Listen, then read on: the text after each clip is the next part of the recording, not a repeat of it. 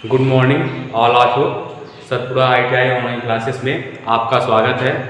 तो जैसा कि इलेक्ट्रीशियन थ्योरी में हमारा चैप्टर कौन सा चालू है, इलेक्ट्रॉनिक्स, ठीक है। तो हमने बेसिक ऑफ इलेक्ट्रॉनिक्स को कितने भागों में बांटा गया है, ठीक है, और ये चीज़ें हमने पढ़ लिया था, ठीक है। इसके बाद अपन बात करें इलेक्ट्रॉनिक्स की उत्पत्ति कहाँ से हुई, तो सेमीकंडक्टर से हुई है। तो सेमीकंडक्टर के बारे में भी हमने डिटेल से पढ़ लिया था, है ना। अब हम आज पढ़ने वाले हैं, आज हमारे टॉपिक का नाम है टाइप्स ऑफ सेमीकंडक्टर, है ना। आज हम क्या पढ़ेंगे,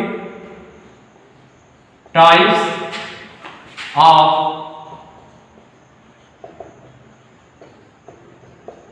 सेमीकंडक्टर, ठीक है। तो आज हम क्या पढ़ेंगे, आज हम पढ़ेंगे टाइप्स ऑफ सेमीकंडक्टर, ठीक है। अपन सेमीकंडक्टर के बारे में बात कर लिए थे, है ना, सेमीकंडक्टर किसे कहते हैं, है ना। आज हम पढ़ेंगे टाइप्स ऑफ सेमीकंडक्टर, मतलब जो हमारे अर्धचालक होते हैं तो उनको कितने भागों में बांटा गया है, ठीक है। जो अपने अर्धचालक होते हैं तो उनको कितने भागों में बांटा गया है, आज इसके बारे में हम पढ़ेंगे, ठीक है। तो टाइप्स ऑफ सेमीकंडक्टर, है ना। तो अर्धचालक को मुख्यतः दो भागों में बांटा गया है। कितने भागों में बांटा गया है, दो भागों में, ठीक है। पहला आपका कौन सा होता है, आंतरिक, है ना, इसका और दूसरा नाम क्या होता है, नेक, और दूसरा नाम क्या आप बोल सकते हो आप, प्राकृतिक, ठीक है। इतने इसके नाम होते हैं, ठीक है। और इसको शुद्ध अर्धचालक भी बोल सकते हैं। कौन सा बोल सकते हैं, शुद्ध, ठीक है। तो पहला आपका कौन सा होता है, पहला नंबर आपका है या तो आंतरिक सेमीकंडक्टर बोल सकते हैं, नेक सेमीकंडक्टर बोल सकते हैं, प्राकृतिक अर्धचालक बोल सकते हैं, या तो शुद्ध अर्धचालक बोल सकते हैं, है ना। इतने हमारे पहले वाले पॉइंट का नाम है, ठीक है। और इसको अगर हम इंग्लिश से बात करें तो इंग्लिश से क्या बोलेंगे, है ना, इनसेस्टिक, ठीक है,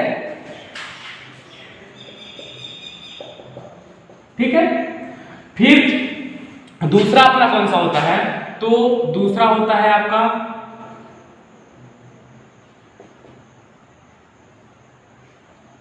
है ना आंतरिक, दूसरा होता है आपका बाहरी, ठीक है, बाहरी, है ना, अनेक, ठीक, कृत्रिम, है ना, और अशुद्ध अर्धचालक के नाम से भी जाना जाता है, ठीक है। इतने इसके दूसरा पॉइंट होता है, ठीक है। तो टाइप्स ऑफ सेमीकंडक्टर, सेमीकंडक्टर हमारे दो प्रकार के होते हैं। पहला होता है आंतरिक या तो नेक या तो प्राकृतिक शुद्ध अर्धचालक के नाम से जाना जाता है, और दूसरा आपका होता है बाहरी या नेक, कृत्रिम या अशुद्ध अर्धचालक के नाम से बोला जाता है ना। और इसको इंग्लिश से हम क्या बोलते हैं, स्टेटिक सेमीकंडक्टर, ठीक है।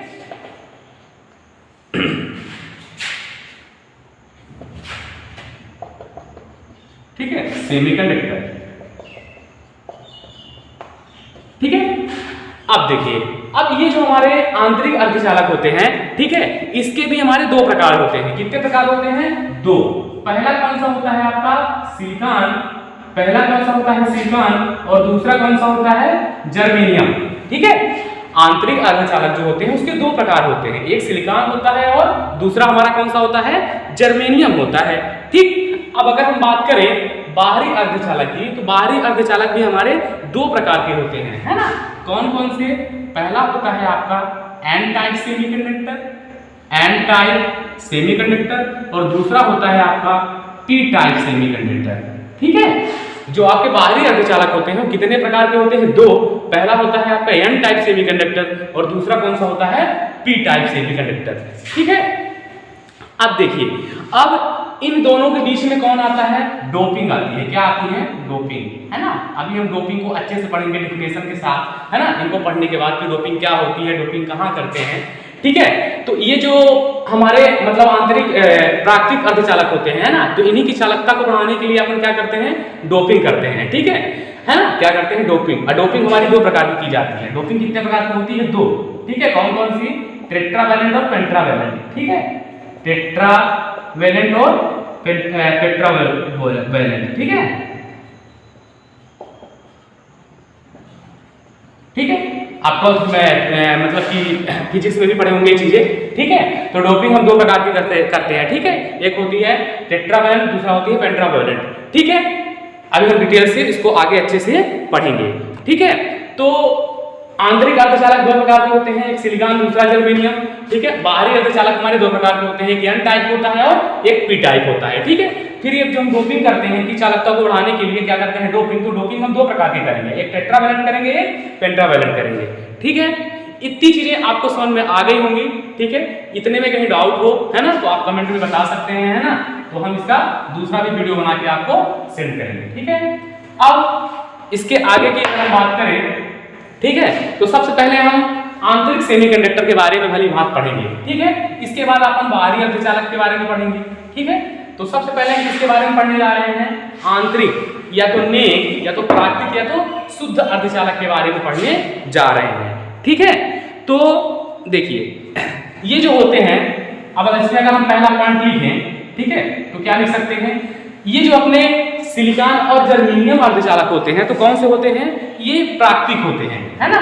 ये सेमीकंडक्टर, ये सेमीकंडक्टर क्या होते हैं, प्राकृतिक होते हैं, है ना, प्राकृतिक होते हैं, ठीक है। पहला पॉइंट आप ये लिख सकते हैं। और दूसरा इसमें क्या लिख सकते हैं कि इनका जो ताप गुणांक होता है, ठीक है, ये इनका जो ताप गुणांक होता है तो क्या होता है, निगेटिव, ठीक है। इनका ताप गुणांक क्या होता है, निगेटिव होता है, ठीक है। इनका ताप गुणांक क्या होता है, निगेटिव होता है, ठीक है। तथा ताप पर क्या करते हैं, डिपेंड करते हैं, तथा ताप पर डिपेंड करते हैं, ठीक है, डिपेंड करते हैं, है ना। अब इसमें अगर अपन नेक्स्ट पॉइंट लिखना चाहते हो तो क्या लिख सकते हैं, इनमें जो हमारे आंतरिक अर्धचालक होते हैं तो इलेक्ट्रॉन व होल्स की संख्या क्या होती है, बराबर होती है, ठीक है।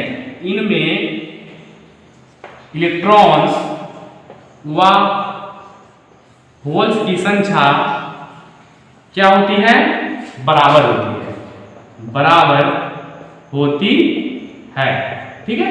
ये सब पेपर आपके है ना, ये सब चीजें आपके किसी न किसी एग्जाम में आई ही आई है ना। इसमें मतलब कि आंतरिक अर्धचालक जो होते हैं तो इसमें इलेक्ट्रॉन व होल्स की संख्या क्या होती है, इक्वल होती है, ठीक है। इलेक्ट्रॉन्स व होल्स की संख्या क्या होती है, बराबर होती है ना। और जब वो इलेक्ट्रॉन और होल की संख्या बराबर होगी तो ना ही ये एन टाइप होंगे और ना ही पी टाइप सेमीकंडक्टर कहलाएंगे, ठीक है ना। तो ये होते क्या है, विद्युतीय रूप से उदासीन होते हैं, ठीक है। ये विद्युतीय रूप से उदासीन होते हैं, है ना, उदासीन होते हैं, है ना। क्या होते हैं, विद्युतीय रूप से उदासीन होते हैं, ठीक है। अब देखिए, अब ये आंतरिक अर्धचालक की अगर हम बात करें टाइप्स, ठीक है, तो टाइप्स कितने प्रकार के होते हैं, दो। एक होता है आपका सिलिकॉन और दूसरा कौन सा होता है, जर्मेनियम, है ना। सिलिकॉन का परमाणु क्रमांक कितना होता है, 14 होता है, और जर्मेनियम का परमाणु क्रमांक कितना होता है, 32 होता है, ठीक है। ये पॉइंट बना बना के आप लिख सकते हैं, है ना, ठीक है। अब इसके आगे अगर हम बात करें, है ना, इतना लिख लीजिएगा आप लोग, ठीक है, या तो स्क्रीनशॉट ले लीजिए, ठीक है। अब अगर इसके आगे हम बात करें सिलिकॉन और जर्मेनियम के बारे में, ठीक है, यहां से भी क्वेश्चन हमारे आते हैं कि सिलिकॉन क्या है, जर्मेनियम क्या है, ठीक है ना। तो अब अपन पढ़ेंगे difference between your silicon and germanium, ठीक है, मतलब सिलिकॉन और जर्मेनियम में अंतर क्या है, ठीक है। यहां से अच्छे क्वेश्चन आते हैं हमारे, ठीक। तो ये हमारा क्या हो गया, सिलिकॉन, ठीक है, और ये क्या हो गया आपका जर्मेनियम, जर्मेनियम, ठीक है। तो इसमें अपन पहला पॉइंट तो इसमें यही लिख सकते हैं, क्या लिख सकते हैं कि सिलिकॉन का परमाणु क्रमांक कितना होता है, 14, ठीक है। सिलिकॉन का परमाणु क्रमांक कितना होता है, 14। अगर हम बात करें जर्मेनियम का परमाणु क्रमांक कितना होता है, परमाणु क्रमांक कितना होता है, 32, ठीक है। सिलिकॉन का परमाणु क्रमांक 14 होता है और जर्मेनियम का परमाणु क्रमांक कितना होता है, 32 होता है, ठीक। अब जो आवर्त सारणी होती है हमारे उसमें ये जो आपके सिलिकॉन जर्मेनियम होते हैं तो किस वर्ग के तत्व होते हैं, तो केमिस्ट्री में पढ़े होंगे आप लोग, है ना, आवर्त सारणी अच्छे से डिटेल्स में। तो ये मतलब कि 14 वर्ग 14 के हैं, किस वर्ग के हैं, 14 के हैं, ठीक है।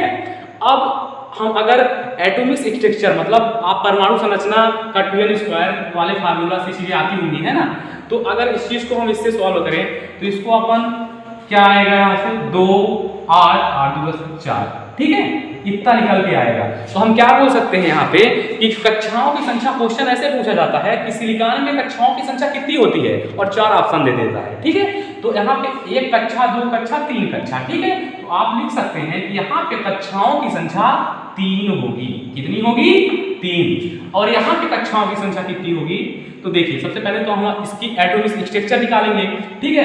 तो एटॉमिक स्ट्रक्चर जब निकालेंगे तो 32 है, तो पहला 2 फिर 8 फिर 18 है ना, 26 27 28 29 30 32, यहाँ पे 4 आ जाएगा, ठीक है ना।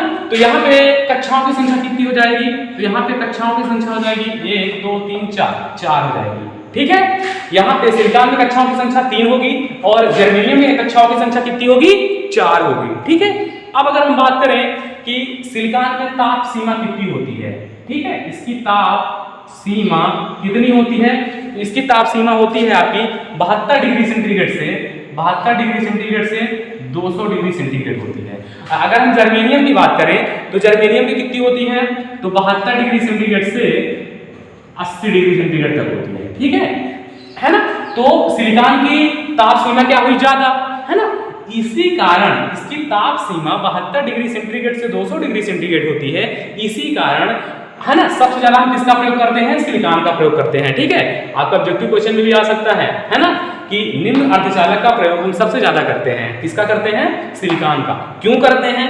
तो इसके 2-3 रीजन है ना। पहला रीजन क्या है कि सिलिकॉन जो होती है तो अपने भूपटल में प्रचुर मात्रा में पाई जाती है। जैसे हमारे ट्रांसमिशन लाइन होती है, डिस्ट्रीब्यूशन लाइन होती है, इनमें सबसे ज्यादा हम किसका प्रयोग करते हैं? तो एल्युमिनियम का प्रयोग करते हैं ना। एल्युमिनियम का प्रयोग क्यों करते हैं? क्योंकि सबसे ज्यादा पाया जाता है ना।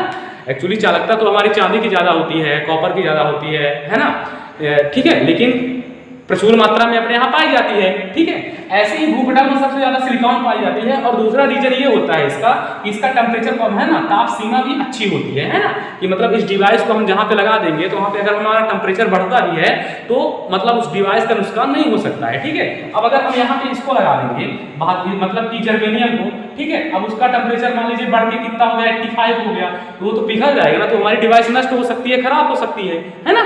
इसीलिए हम किसका प्रयोग करते हैं? सबसे ज्यादा सिलिकॉन का प्रयोग करते हैं, ठीक है। इसके 2 रीजन है, एक तो भूपटल में सब प्रचुर मात्रा में पाई जाती है और दूसरा क्या होता है? इसकी ताप सीमा 72 डिग्री सेंटीग्रेड से 200 डिग्री सेंटीग्रेड होती है, ठीक है। अब इसके आगे जैसे इसकी सिलिकॉन की प्रतिरोधकता कितनी होती है, ठीक है, थोड़ा इसके बारे में बात कर लेते हैं, है ना। तो इसकी प्रतिरोधकता कितनी होती है? 640 ओम मीटर होती है।